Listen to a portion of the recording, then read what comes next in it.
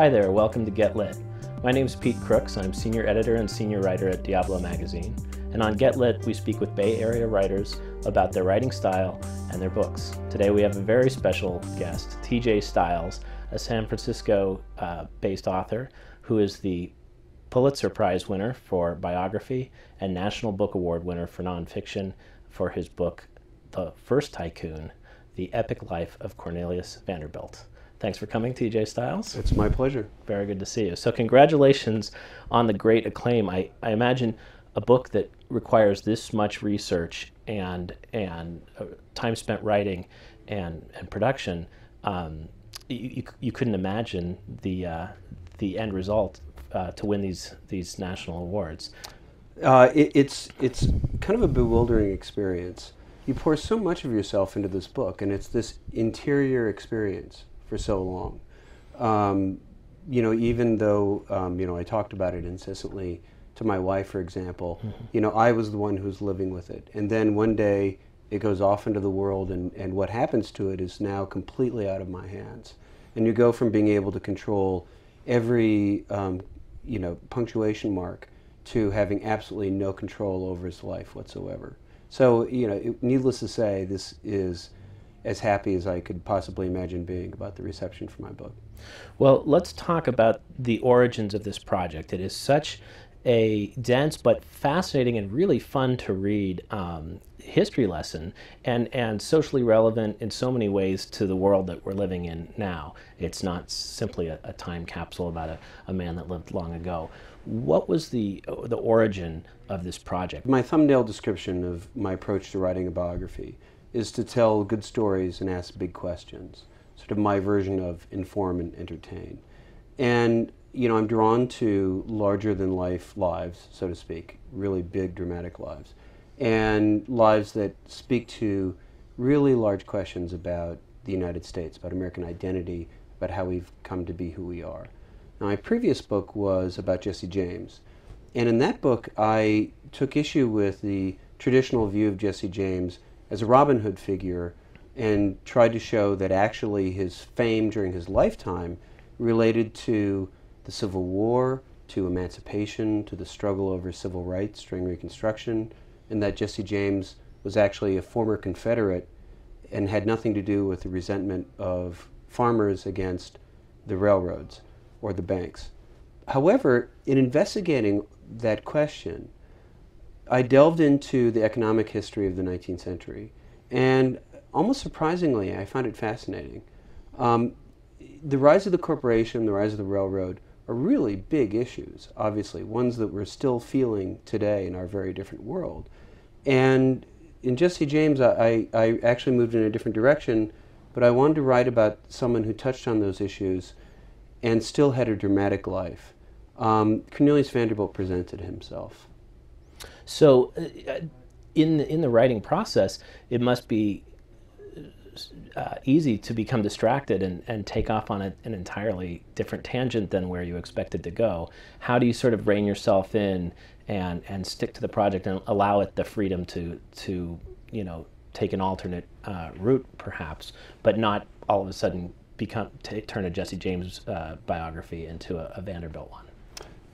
That's a very good question, because inevitably I think authors tend to run down those blind alleys, or alleys that belong in a different city. In this case, for example, there were entire chapters that I wrote that ended up coming out of this book. There are chapters that had to do with early California history during the gold rush, chapters that had to do with one of Vanderbilt's enemies, who was Cornelius Garrison, who was one of the first mayors of San Francisco, and his entanglements with the filibuster movement, these freelance American adventurers who during the 1850s sailed off to Latin America and tried to seize parts of Latin America to attach to the United States. And they're fascinating stories, but they weren't Vanderbilt stories. And some of it I cut out on my own. Some of it, my editor came back and said, look, you've got to take out huge swaths of material. And I had to go back and rethink. And then came the line editing. But those moments when you've delved into these huge issues, and then you realize, this just isn't a part of my story. They can be kind of heartbreaking moments.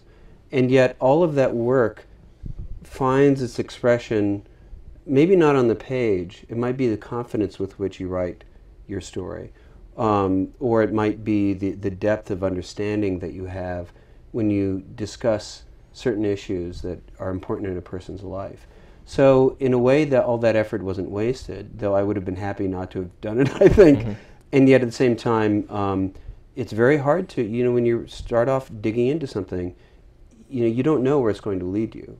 And so, there's no hard and fast rule for how to draw the limits on a project.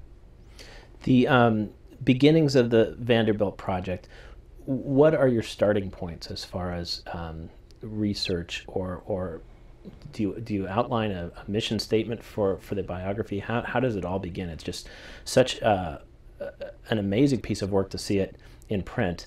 I imagine it's quite intimidating at the beginning. It's actually more intimidating after you've been working on it a while and realize that it's gotten to be bigger than you originally imagined.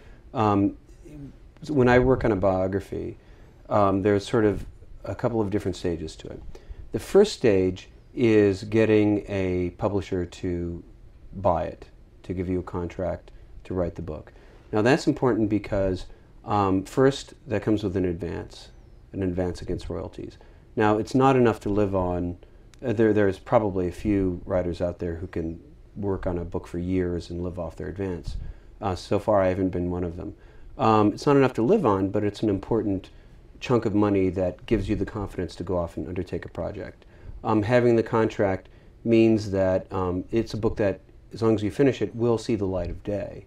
So that's important. Another aspect of selling a book before going further with it is that there's a lot of preliminary work that goes into thinking through the project, outlining its parameters, and convincing someone who's going to have a financial stake in its success that this is a well thought out process. And that's helpful for me. It's not just a matter of convincing them, it's a matter of organizing my thoughts, defining the project. So I've been published by Alfred A. Knopf for my previous two books and with my next one as well. So for my first book, I had a book proposal, and then I also had a sample chapter. And the book proposal, it goes through a chapter by chapter outline, talks about other books on the subject, discusses the matter, and then the sample chapter gives you a taste of how you're going to actually write about this subject.